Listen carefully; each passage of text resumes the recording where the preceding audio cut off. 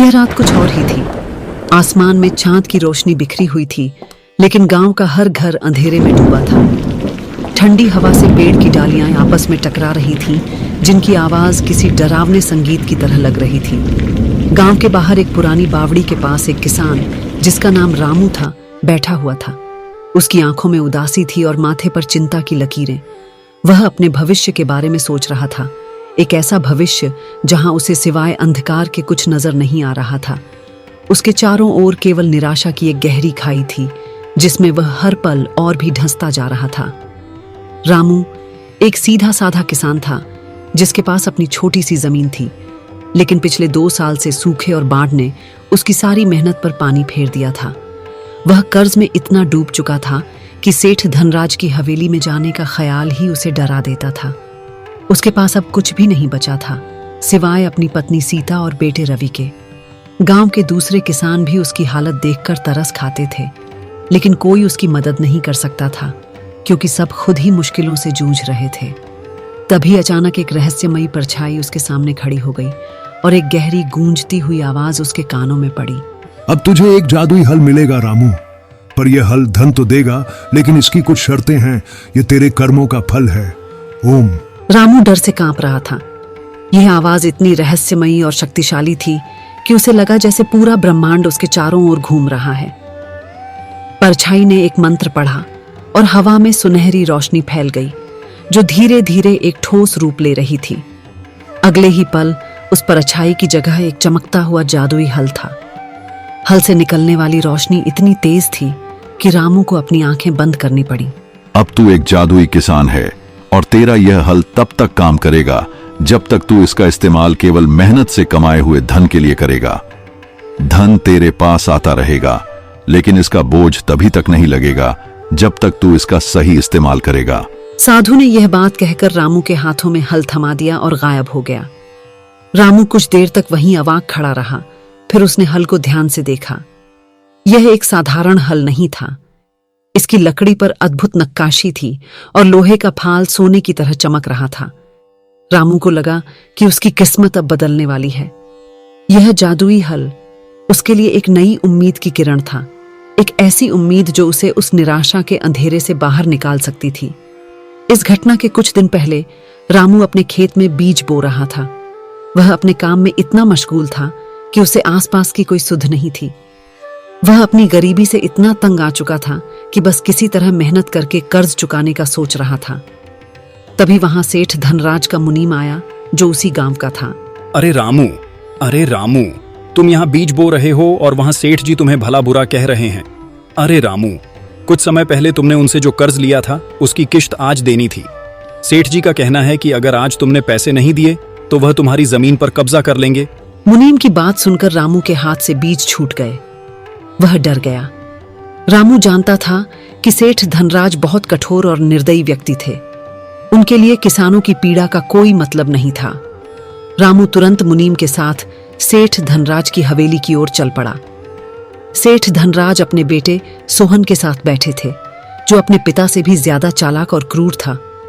सोहन को किसानों की परेशानियों का मजाक उड़ाना पसंद था। अरे वाह रामू, इस गांव के सबसे मेहनती किसान, स्वागत है तुम्हारा। कर्ज तो लिया लेकिन चुकाया नहीं, क्यों? सेठ ने व्यंग्य भरे स्वर में कहा। मुझे माफ कर दो सेठ जी।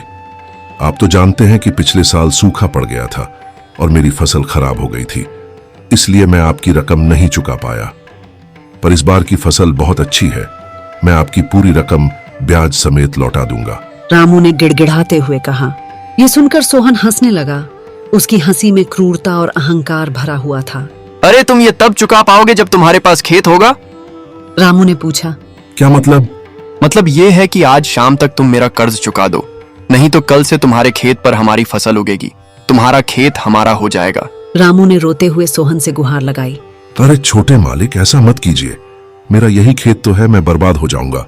लेकिन सोहन नहीं माना। उसने अपने नौकरों से कहा, अरे सुनो, धक्के मारकर बाहर निकालो इसे। ये भिखारी यहां क्या कर रहा है? रामू की आंखों में आंसू थे। वह अपने घर लौट आया। उसकी पत्नी सीता को रोता हुआ देखकर वह घबरा गई। सीता ने अपने आंसू पोंछते हुए पूछा, क्या हुआ, आप रो क्यों रहे हैं? रामू ने सारी घटना बताई। हे भगवान, अब क्या होगा? अगर हमारा खेत चला गया तो हम भूखे मर जाएंगे। सीता ने कहा।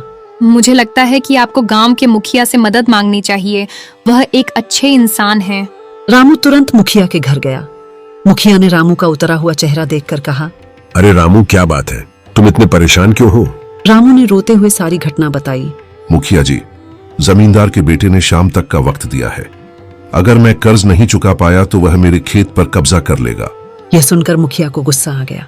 ये सोहन तो अपने पिता से भी ज्यादा चालाक है। ठीक है, तुम चिंता मत करो, मैं सेठ धनराज से बात करता हूँ। मुखिया सीधा हवेली पहुंचा। सेठ धनराज और सोहन ने उसे देखते ही पहचान लिया। सोहन बोला, अरे मुखिया जी, मुझे पता है आप क्यों आए हैं। आप रामू की हिमायत करने आए हैं, है ना? हाँ बेटा, तुम तो जानते हो कि रामू शाम तक कर्ज नहीं चुका सकता।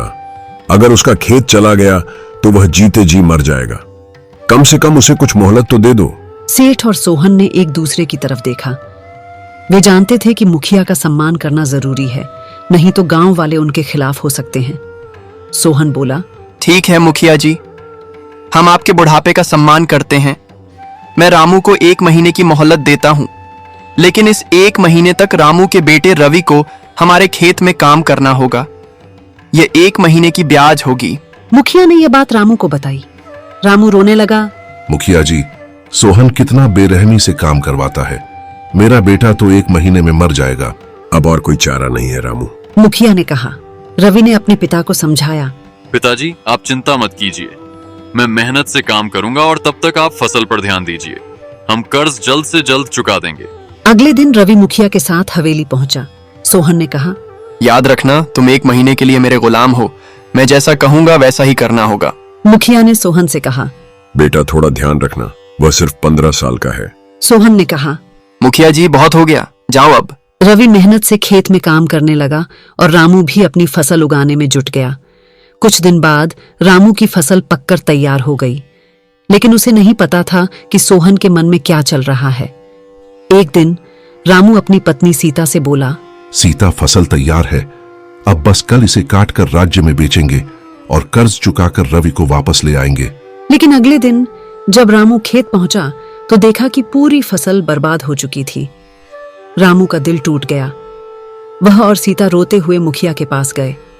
मुखिया ने कहा, मुझे शक है कि तुम्हारी फसल पर कीड़े लगे नहीं, बल्कि लगवाए गए हैं। सोहन नहीं चाहता कि तुम कर्ज चुका सको, वह तुम्हारा खेत हथियाना चाहता है।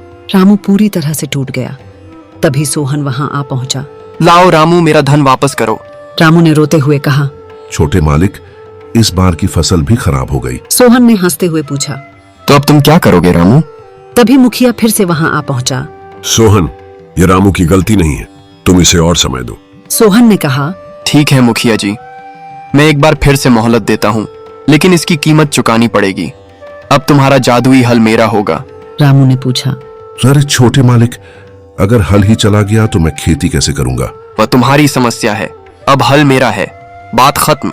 सोहन जादुई हल लेकर चला गया। रामू उदास होकर जंगल में चला गया। एक पेड़ के नीचे बैठा रो रहा था। तभी एक भारी आवाज उसके कानों में पड़ी।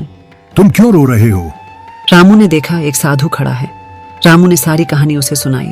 साधु ने रामू को भरोसा दिया और कहा, चिंता मत करो, मैंने तुम्हें जो हल दिया था वह जादुई है और वह हल वापस तुम्हारे पास आ जाएगा, पर तुम्हें उसे एक शर्त पर इस्तेमाल करना होगा।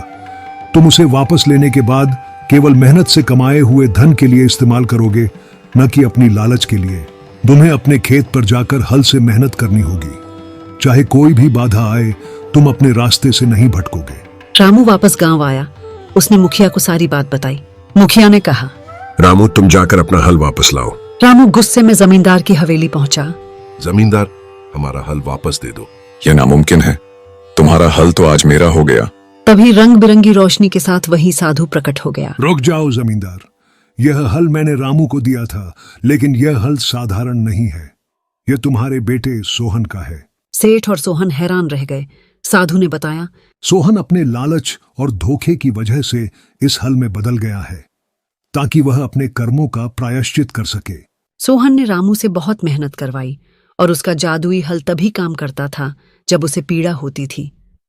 यह सुनकर सोहन फूट फूट कर रोने लगा। मुझे माफ कर दो पिताजी, मैं बहुत बड़ी भूल कर चुका हूँ। रामू ने साधु से कहा, साधु महाराज, अब बहुत हो गया, कृपया इन्हें माफ कर दीजिए। साधु ने रामू की बात मान ली और सोहन को फिर से मनुष्य बना दिया। सोहन और उसके पिता ने गांव वालों से माफी मांगी और गांव छोड़कर चले गए। इस कहानी से हमें यह सीख मिलती है कि लालच और धोखे का अंत हमेशा बुरा होता है और मेहनत से कमाया हुआ धन ही हमें सही मायने में खुशी देता है।